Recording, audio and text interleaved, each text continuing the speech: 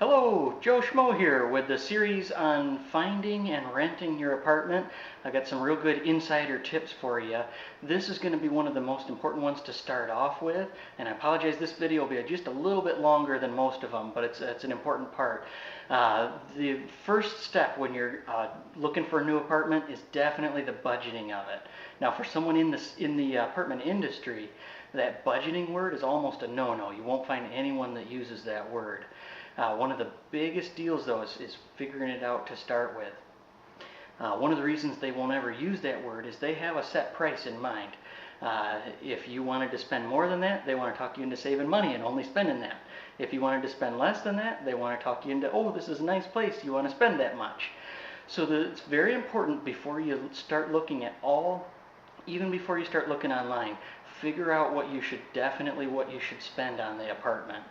A basic guideline is never spend more than about 2.5 times your monthly income on your monthly rent.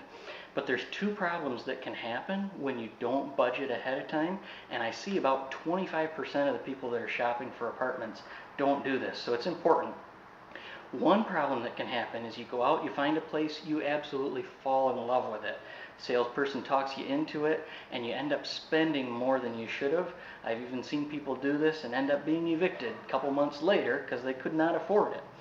The other problem that can happen, and a lot of times people don't think about this, but what you can do is just because there's a couple of places at a lower price than other places are, people end up choosing those just because they're a lower price when they could have afforded way more, and they end up not being happy with the apartment. They end up moving a year later, and part of the whole object is finding a place that you like. You don't have to move every year.